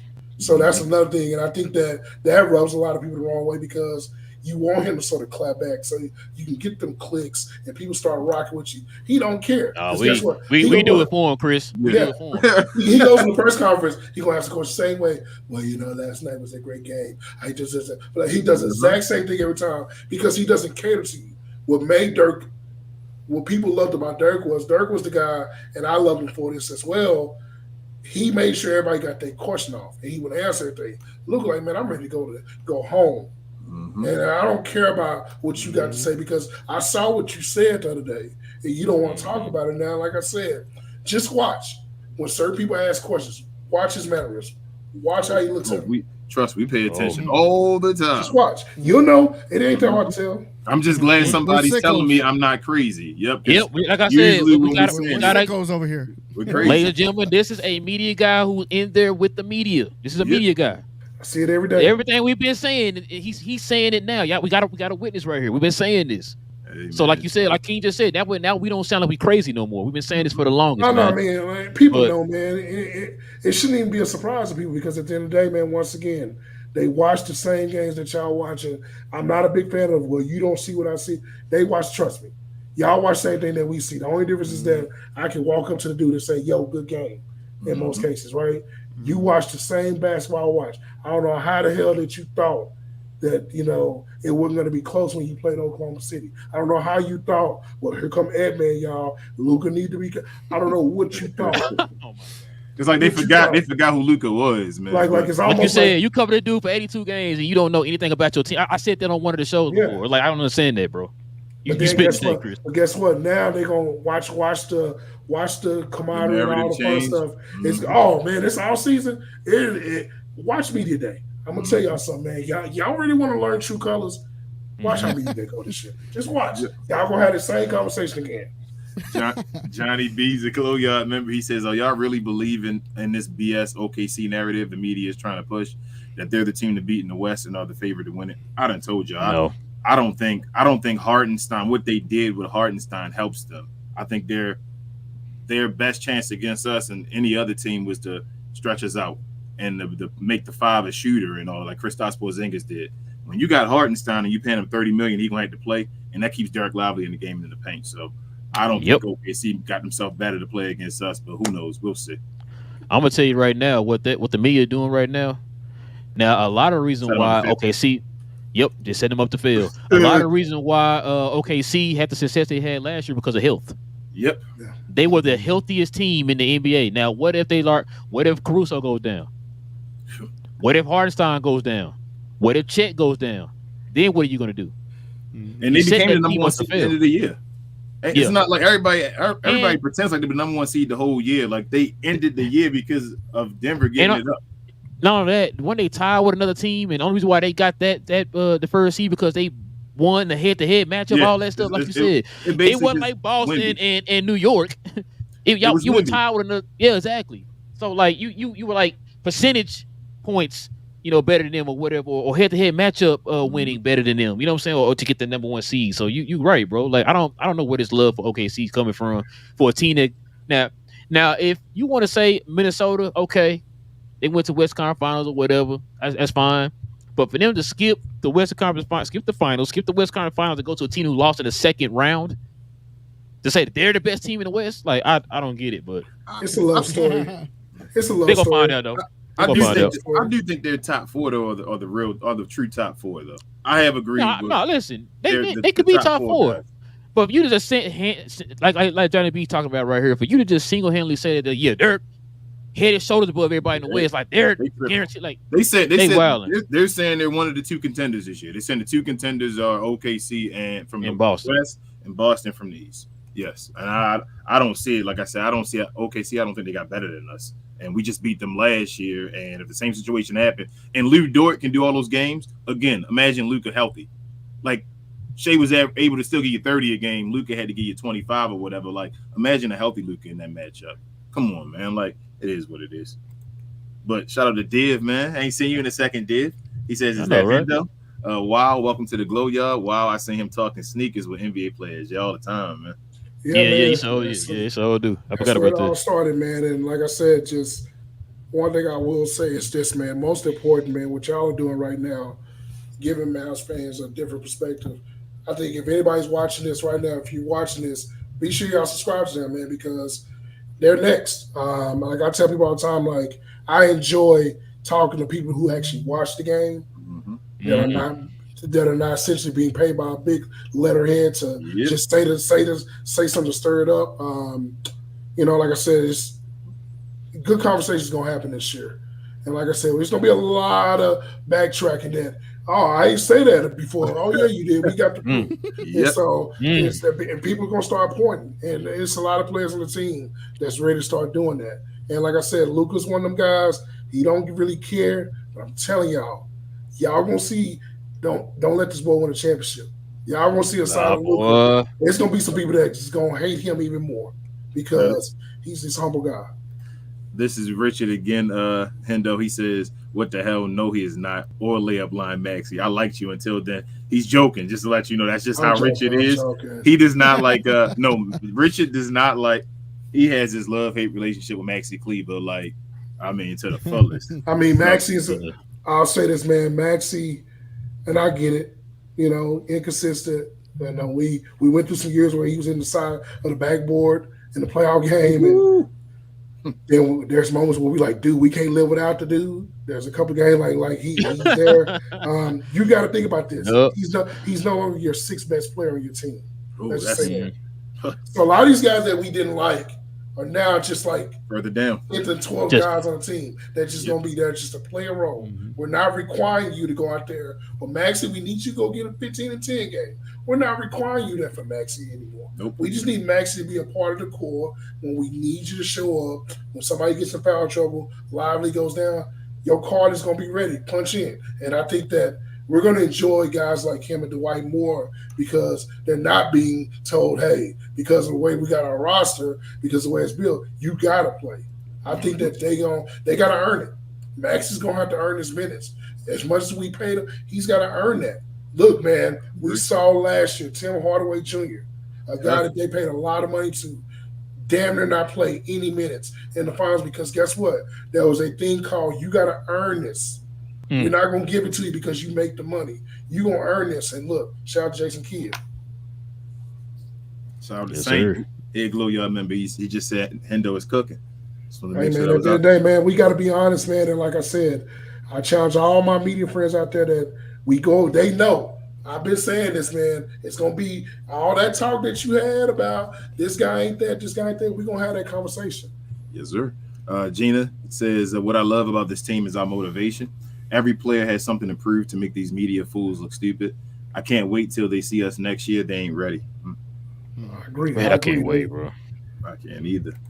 Gina Kim also says, I'm excited to see Hardy's role. I really believe in him and think he can contribute a lot. Same with Grimes, who I think is underrated for us too. I'll ask you this question. I asked Grant Assef on the show not too long ago. Shout out to Grant. Do you think this is a make or break season for Jaden Hardy? No.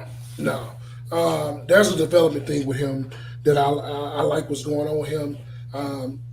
Pay attention to, if you ever go to a game, pay attention to pregame when he's working out with DA and Shamgod and Jason sitting over there with the iPad just looking.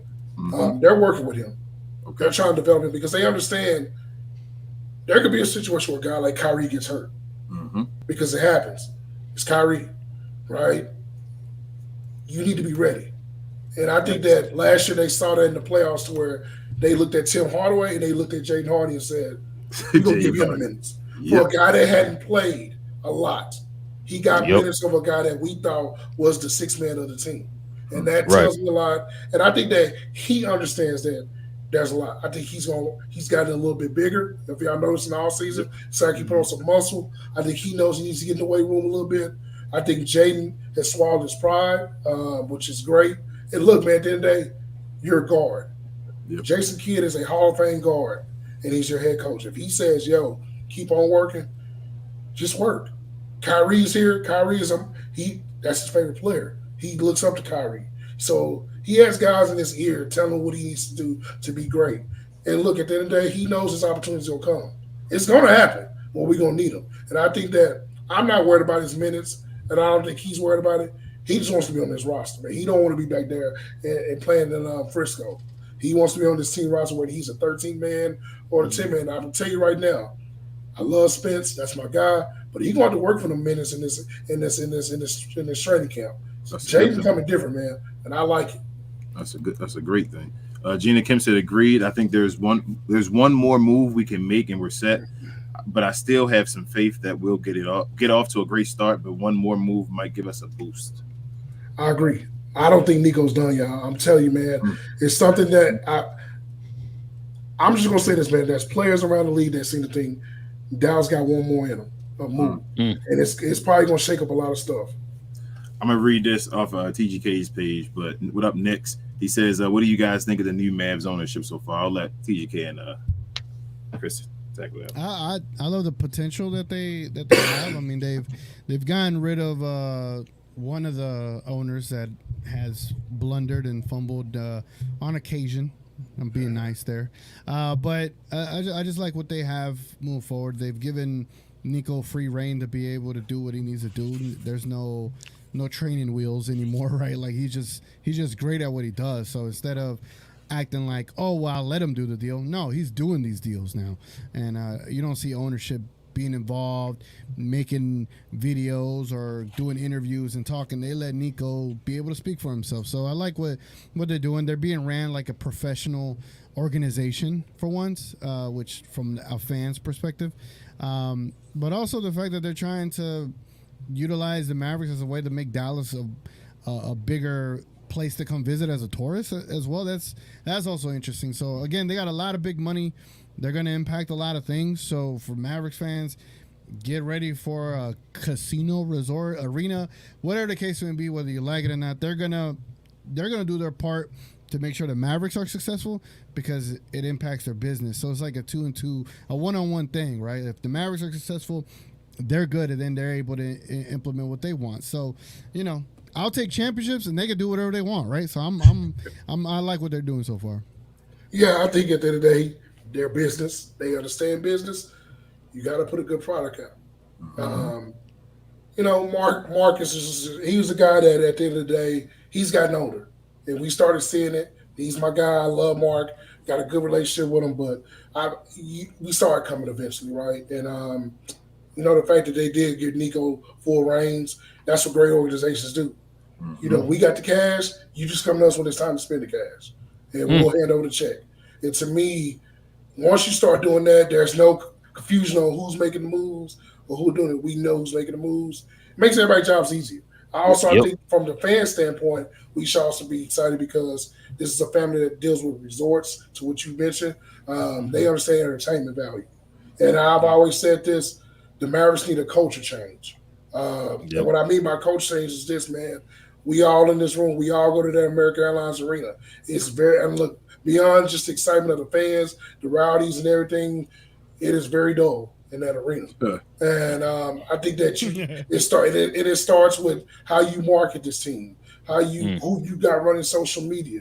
You're going to see a whole new change, y'all. I don't think people are aware. There's a lot of people that we're used to seeing work for the Mavs don't work for the Mavs no more. And I think they understand that you need to acquire younger talent, get people in that understand, like, why every team in the league got cool graphics but self us. Why everybody's social media team can make the cool snarky jokes, but we can't do that.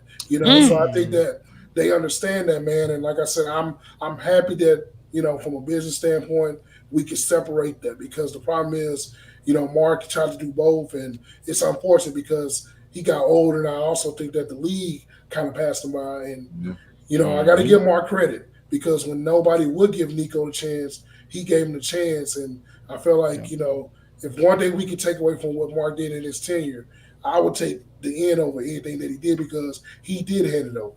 Like, most guys are honorary enough to not want to do that, because he can say, I helped build this product. I helped this happen. And we were a terrible organization before I got here. But he understood it. And like I said, he probably got time to take blame too. So at the end of the day, I think the new ownership understands it. And I also think that they understand that there's a time frame for all this, and we got a guy that's a generational talent. And like I said, give it a few years, when this new arena pops up, y'all gonna see some stuff that the Mavs have never been accustomed to. I think that they getting all that dirty laundry out of there. And y'all know what I mean by that. It's gonna be a lot of changes. Like I said, once again, I challenge everybody, go look at who works for the Mavs now. Which we all know. All the time. But I'm gonna rapid fire through a couple more Hendo real quick with you and T.G.K. Daniel Berry, check out his channel for highlights and all. He says, hey, everyone, happy Tuesday. Appreciate you, Daniel Berry, as always. Gene, I know you're in there, but I'm going to try to get some new folks in there real quick so we can get as many as we can. Isvera says, how do y'all think the offense will be with Clay? I can see Jason Kidd making slight adjustments to the offense to benefit Clay. He should, but again, Clay going to be wide open, and he should just knock down threes. That's my one. Y'all real quick. Yeah, Jason Kidd's gonna let Kyrie and Luka do what they do. Yep. Clay is the guy. He's the glue guy. He understands. If anybody knows how to play with stars, he played with 2 Hall of Famers before. 3 plus 3. So he understands that. Clay is just adding on to the, when you play Call of Duty, you put the perks, you add more perks to the person. Yeah. He's just one of the perks that got added to it. So just think of it that way. Sir. And if anybody Great knows sniper. I never understood. I get it. Jason Kidd may not be the most. He's a quirky guy at times when it comes to like, why would you do that, Jason Kidd? Why do you do this? But let's not forget, this is a guy that was creating offense as a player on those New Jersey teams, and with Lucius Harris, Kerry King, not making fun of those Lucius guys. Harris, boy. Yeah, not making fun of Aaron Williams, not making fun Aaron of Williams. Yeah. If anybody knows how to create some offense, it will be him. And I think that You said Tom McCullum? Keith Van Horn. Jesus Christ, we go down the list. Yeah, Saint says, Van Horn. I have been a Kyrie stan his entire career. It feels good. It feels so good to finally have a home. I'm glad he has a home, man. Kyrie, I feel an extension next year, right? Yeah, and I think he loves the organization. I will say this: in my conversations with him, I think the fans need to get a pat on the back. I think that if you're a fan of this team, he's been embraced in a different way that he can appreciate. Yeah. He's also been in the city, been around the culture, and like the culture that we don't talk about. Like I said, once again, I felt like the Mavs organization missed out on a lot of things culture-wise in the DFW, the Oak Cliffs, where it's really at. You got to start hitting that because those are your biggest fans. The people in the Section 300s, not in the 100s. Woo, the 300s. Them are your biggest fans. Div says, Hendo, how difficult is it to get NBA players to open up to you and gain their trust where they feel comfortable talking to you? I think for me, man, the fortunate thing that happened to me, like I said, I came from another industry. I've always been a sports fan, but I'm known for sneakers and gaming. Mm-hmm. So you got to realize this, man. I could be on the PlayStation playing Call of Duty. All of a sudden, here's probably Kevin Durant or here's somebody, and we knock it out. I'm an Xbox too. I got I'm Xbox. I'm PC. I'm all of them. So, all right. But like the thing, yeah, we gonna connect, man. But I think at the end of the day, man, just being honest, man. They know what I'm gonna bring. My content's always been the same. Anybody I tell that's getting in this industry, my advice is be authentic. A lot of times we find ways to want to be controversial. Yes, it's a slow process when you are not controversial, when you're not trying to stir the pot, but you're going to gain more respect for them players when you really need them and you need them to do an interview. They'll do it for you because they respect you. And like I said, throughout the years, man, just the teachings, I had good mentors, guys like Sean Marion, Dirk. Like them guys, I sat back and I never forget one of my favorite interviews that I ever did was my first interview was with Steve Nash. And I never forget this, man.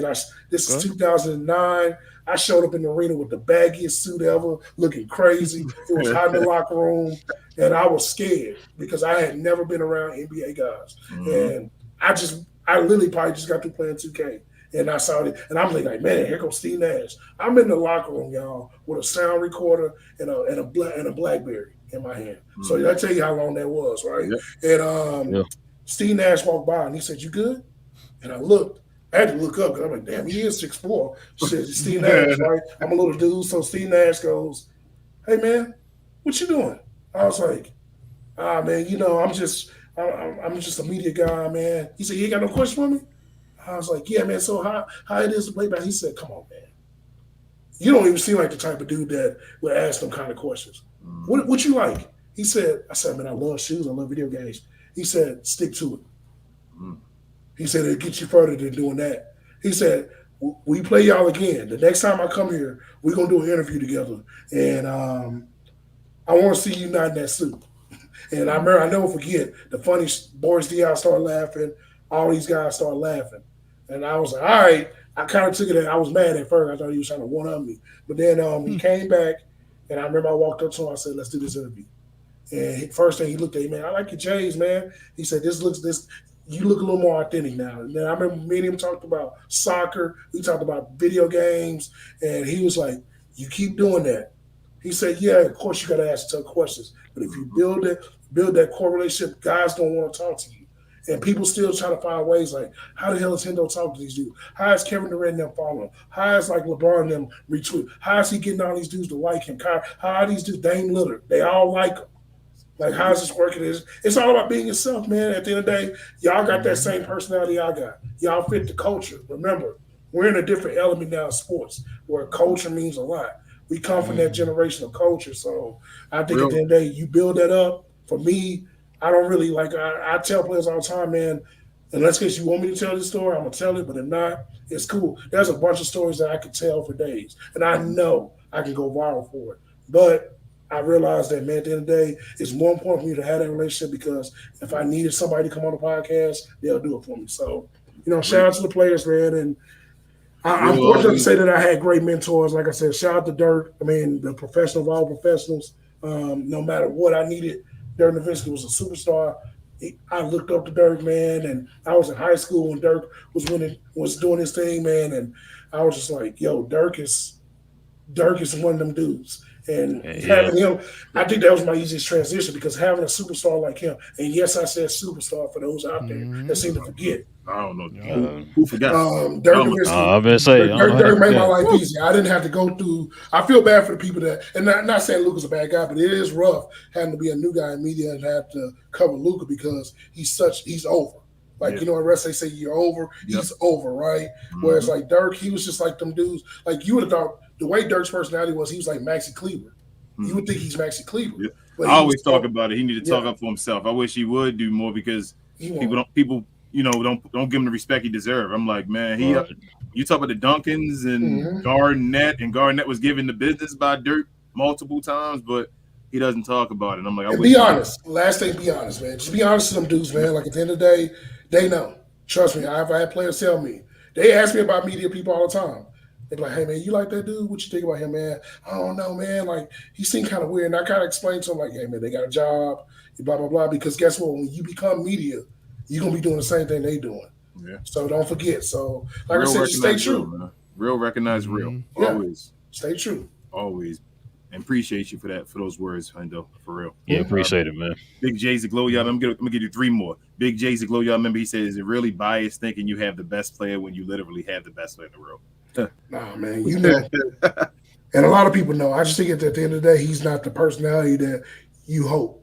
A lot of people want this guy to be bubbly in your ear. He's not that. I mean, who knows, man? Like, Jokic is still considered the best player in the world, but I really personally think this young dude, number 77 for the Dallas Mavericks, he's been the best player in the league. I just think that people don't want to admit it because he doesn't fit the narrative. He doesn't check off a lot of things, the look, the way he's, he comes in out of shape, but he's scoring 40 on everybody as if he's playing on rookie mode on 2K. So, I think that people just don't want to admit it because every narrative that we've been taught, yo, you got to be in the gym every day. Yo, you got to be a dog. You can't be whining. He's done everything opposite, and he's been great. And I think that, basketball minds, the old heads ain't liking that. But guess what? He passing all y'all up, y'all.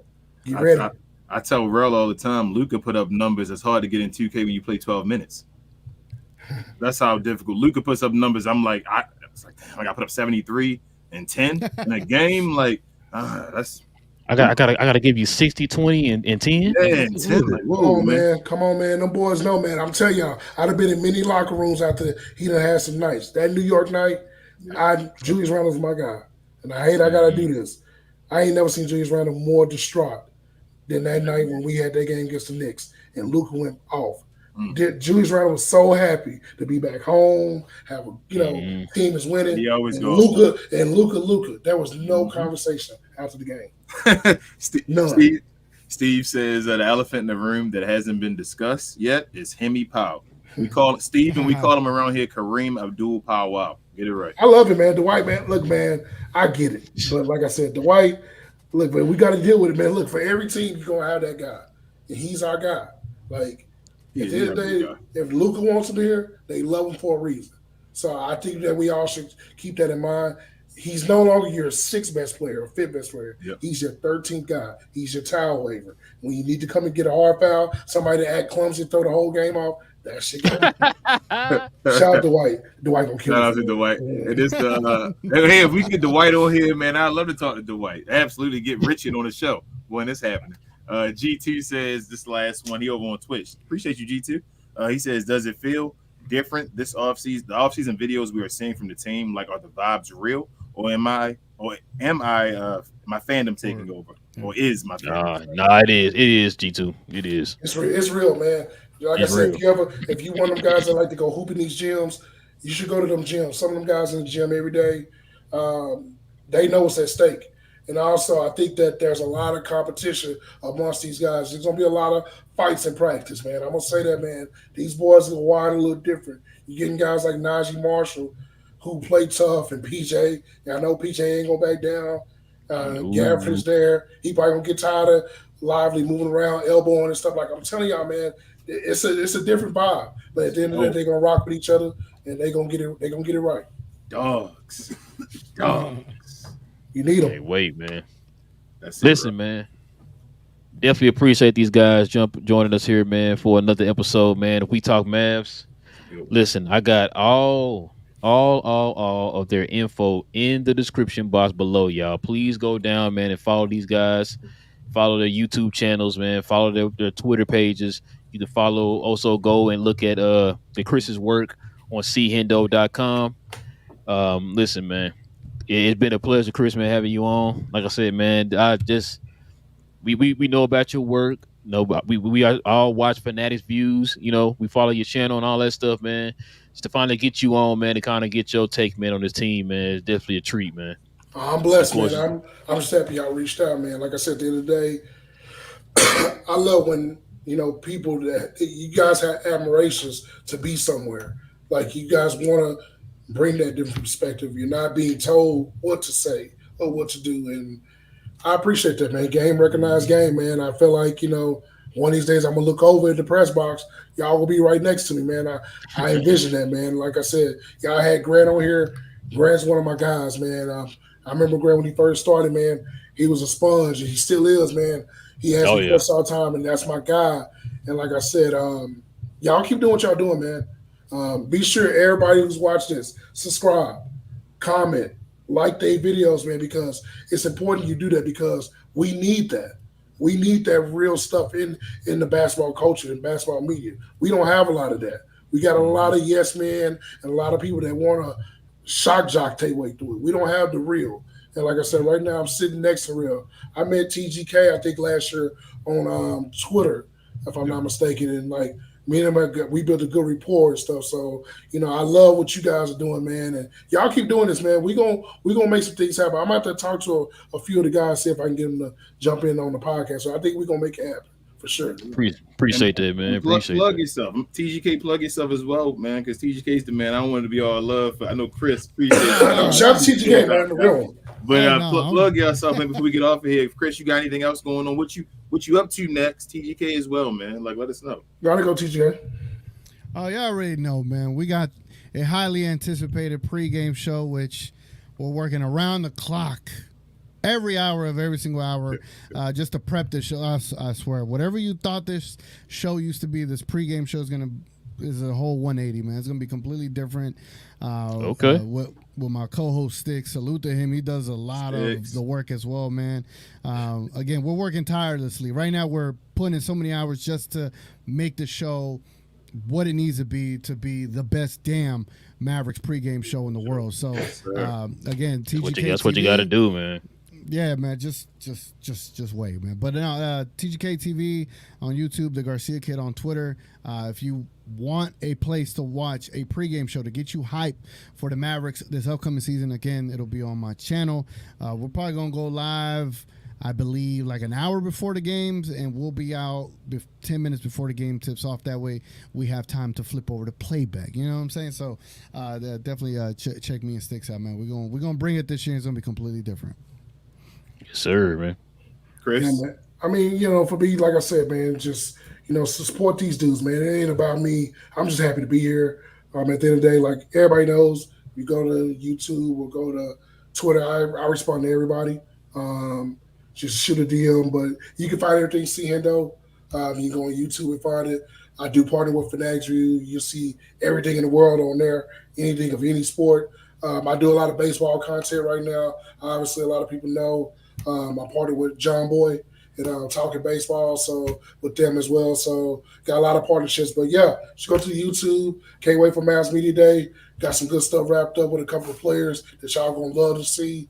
Some fun interviews coming out with some important Mav peoples for the past and present. So just look out, like I said. But for me personally, if y'all could do me one favor, just be sure to subscribe to everybody's channel over here. Be sure to comment on this video, like this video, whatever they got. Spam the comments. Keep the algorithm going because we need it, man. So I appreciate y'all, man. Shout out to T.G.K, Relle, King. Y'all keep doing your thing. I appreciate y'all, man, more than anything. And let's keep that good basketball culture going in sports Yes, media, sir. man. Yes, sir. Yes, sir, man. Yes, sir, man. Y'all heard him, man. Y'all definitely heard him, man. Listen, please do us a huge favor, y'all. Hit that subscribe button if you're new to the channel. Also, for those who are watching on T.G.K's channel, subscribe to his channel too. Like I said, we got some big things coming up here, y'all. The season is right around the corner, as y'all heard Chris say. Cannot wait, man. It's gonna be a hot season, man. I can't wait, man. I think this is gonna be the season, y'all. I really feel it. Hopefully, I'm right, man. So please, guys, subscribe to the channels and also to so hit that like button, y'all. Please hit that subscribe. like Y'all button. see that button right there? That's a little white button you're gonna hit. You hit that subscribe button. And hit that little shut white the bell. button. And shut the bell. Be sure you hit the bell. Be sure. Yes, I see y'all see us there right now. Notification bell, Y'all yeah. be sure y'all hit that, man. And y'all be sure y'all comment, spam these dudes' comments. Keep it going. Yes. Keep them active, man. This is what we need. If y'all want good content, this is the content that you want. Trust me, it's there. Yes, sir, man. Shout out to Div, man. He says, I have to say this is the best episode to date. He said, thanks to Chris. He says, you make me feel like the Mavs are championship vibes. He said, would love to see Kyrie on here. He would be the most interesting interview. Yeah, man. We love Kyrie over here, man. We might have to work some magic. I may need to need to tell. I need that we gonna get somebody. Trust me. I'm gonna manifest that. I got a couple of guys I need to see in the next few weeks anyway. So we need to make that happen. I'm gonna tell them if I need this is my one favor. I never ask you for anything, but just the one time I need a favor. Even if we can get them to do some sort of weird like, hey, y'all get the question, the answer, y'all can post it. Just something, man. Give these guys something, man. So I'm gonna challenge a couple of them guys that everybody want to see. Make sure they know our names do not rhyme with Vince McMahon. There we go. You feel me? If we're not another McMahon, just know that. But that's about it. Go ahead. You don't want to be that. You don't want to be that right there. Nah, I don't want to be that. So we're good. Definitely no. But yeah, man, listen. Also, too, man, for those who want to become members of the channel, simply hit that join button right there next to the subscribe button. If you're on an iPhone, you have to go through Safari and through the YouTube desktop version. Find our channel that way and hit join. Or you can just simply hit the join button right there next to the subscribe button. Also, too, you can follow me on my other channel, Cause We Geeked, where we talk about all things in the geek culture involving movies and television, guys. I don't know when our next show is, but we definitely will have one coming up here pretty soon, man, because some more news drop. It's always news dropping, man, the movies and television. But yeah, so y'all guys can follow us over there, too. Help us get to our second goal of our first 500, man. Like I said, we're still a young and growing YouTube channel. We're definitely trying to get that channel going. You know what? I need to make a drop for our boys, Jay and Will, man. Shout out to Jay and Will, man. Please follow Jay and Will. Their new channel. They're now back. They used to be part of the Glow Sun channel. We used to have one channel together, and now they have their own channel. They got the schedules and everything lined up now. Please, I'm telling y'all, these guys are very knowledgeable about football, man. Please go follow my friends Jay and Will. If you look them up, matter of fact, King put it on our channel. Yep. Yeah, just scroll down to the bottom, guys, where you find the channels, and it's gonna say Jay and Will on there. But if you go look them up, it's Jay and Will Podcast. You type in Jay and Will Podcast. Just the letter J. The letter J. The letter J and Will Podcast, y'all, on YouTube, man, and find them and please subscribe to their channel, guys. Help them get their channel going. But yeah, man, listen, with all that being said, man, it is your boys Relle and King, where we talk Mavs, where we talk Dallas Mavs from a fan's perspective. We have our guest T.G.K. and our guest Chris Hendo in the building. We will be back here on Friday, y'all, for the members only show on Friday. So all the members can join us there. Like I always say, man, same Mav time, same Mav channel. Go Mavs. And we out, y'all. So bad.